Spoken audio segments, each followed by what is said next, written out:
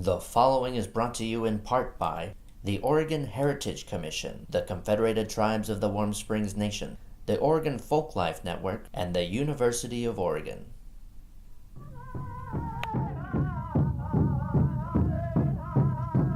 This isn't a new thing that I'm doing. This is the 7th annual Ayumja celebration here at Warm Springs, Oregon. It wasn't a new thing for my previous director as well. The Carlton Group all the way from Browning, Montana. Some of my people, in fact, one of my grandfathers had taken a reel-to-reel machine around and did recordings, and that was kind of where the archive process started. We've been really good at collecting. You know, we have tons of educational material, but we don't have a way to get that back out to the public.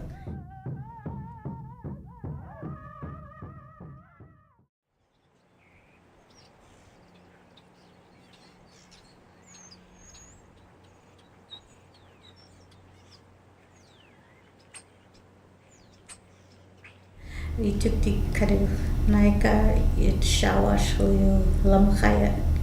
Some of these tapes are from 1950, and one of the reel-to-reel machines had snapped one of the reel-to-reel tapes. You know, we kept talking about horror stories about how tapes were taped over and they had smoke dance songs and, you know, things that we would never be able to bring back again. We do have an archive here, and this department is finally, I would say, being worked with, dug into, and working with technology. We have two young men took all the information out and put it on the computer so it can be put onto better equipment that will last longer and be a copy. The 8mm video cassettes, 16mm films, all these audios, the digital video cassettes, digital video DVDs. The shelf lives are like 20 to 30 years, so they're basically right at that point now, or a little older. That's why they really want to make it a point to get this collection at Cultural Heritage archived and stored away at the museum in a proper regulated temperature room for their masters and originals, and keep digital copies of everything up here. Basically, through some of these videos, we do have some language techniques that kind of goes through with teaching language in the immersion style, language assessments, language studies lessons like basic Ichishkin, Numu, and Kiksht language. What I have in my life, not all of us have it, and we're not fortunate to be born back in 1938.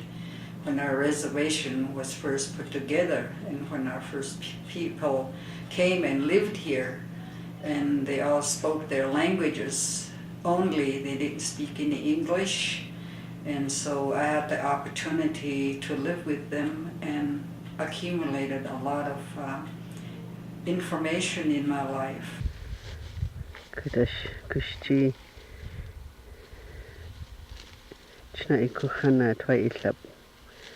Katai katash anak kinahama chani katachin chi kuhana tishawa patahan hana panwit anak unreached.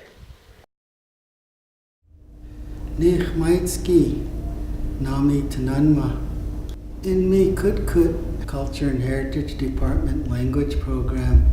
I started work here at the Culture and Heritage Department June 4th of 1995 as a language instructor for the Ichishkin Sahaptin language. I see this archive project that we started as awakening those that have been silent all these years through the reels. A lot of the elders that are on there are gone. They passed away. It's Pashwini. No, it's important that we hold on to that. All historical sound recordings are at some risk of loss due to the inherent instabilities of their materials. Sound recordings comprise various materials: vinyl, paper, aluminum, glass, and they were produced through various processes: molding, pressing, lamination. Consequently, sound recordings are subject to several different modes of degradation: physical, chemical, electromagnetic, and even digital. This Nathan gave this to me from University of Oregon. It's called the FACET. It's the Field Audio Collection Evaluation Tool, which is a workbook that allows us to learn how to inspect reel-to-reels. I knew a lot of this already before I started here, but the cinching, clinching, curling, just different types of conditions and molds and smells and odors that come with aging audio on tape, like reel-to-reel, video, or cassette. So looking at this tape, it's been living in this plastic bag for a while. Give it a little sniff. Yep, let's see if it's malodorous, strongly malodorous, and then you'll know that something's happening with the tape. And then generally I sort of look at the tape pack. Now you can see this tape is not packed evenly. So that means that parts of the face of the tape are exposed. The part that rises up beyond the tape pack, you know? So the face of that is sort of exposed to air, dust, water. So it's kind of dirty. Not the type of thing that you would necessarily take the time to correct before playing back, as long as the machine will sort of straighten it out as it plays. So you wouldn't have to rewind this tape on slow speed to get an even tape pack before you play it back. Sound recordings require various machines for playback: tape decks, playheads, turntables, and tone arms.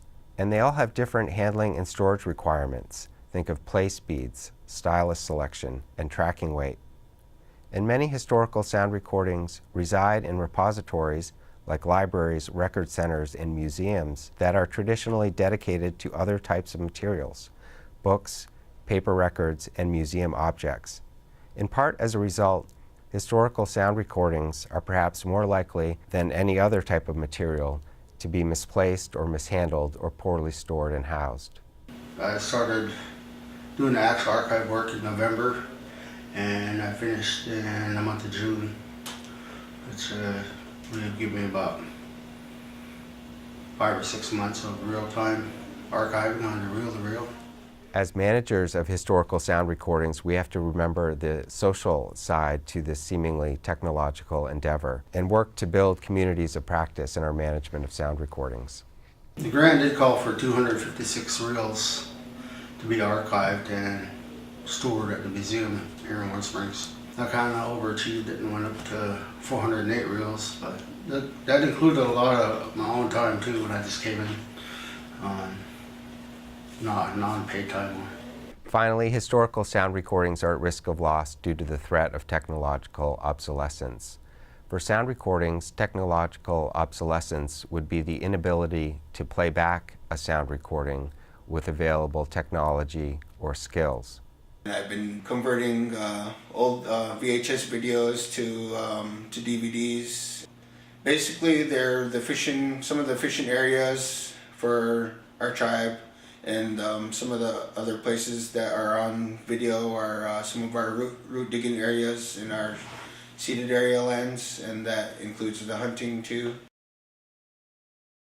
This is the natural herbs for barbecuing camas.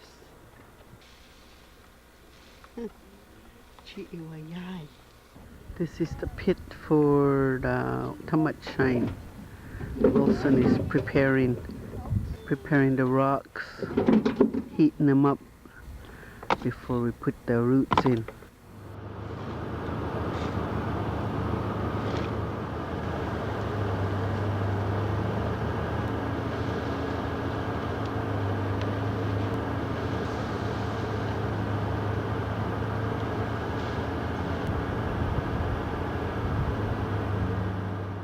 It's a lot of history, and it is one day going to become a library, and tribal members will be able to come in and check out. Things will be cataloged there, and whatever they want to see, they will be able to get at it. So to all the veterans, I just want to say, may God bless you. Bless your families and your grandchildren and children to come. Who knows, someday maybe these little 3 or 4-year-olds will come back and say, who am I? What am I? Why am I learning this language? And then we'll have it documented and saved and see what the work that not only the Warm Springs people did, but the other people that are helping us from the University of Oregon, the Folklife grant. You know, they're all important. They're all helping us to preserve something that they know is important to them and important to us.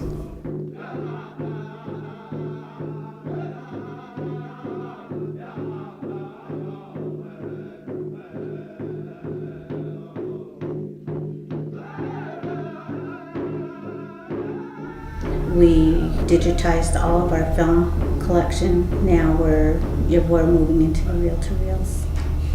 Very cool. Yeah, Yeah. I'm excited about it. This is what I feel, who we are honoring, is these people of the Indian races in the last decade, because they'd suffered much, and they've all been forgotten. So it's through this I'd like to really thank the Payamshi committees for remembering the veterans. And this is the first time that I've witnessed this for many, many years, even though I've been to many big powwows where big prize money's been given out. But there was never one word said of the veteran or why this powwow is in existence today. So we thank, and I believe I'm speaking in behalf of every veteran that's here now, that we're thanking these people of the Warm Springs tribe with all our heart. Thank you.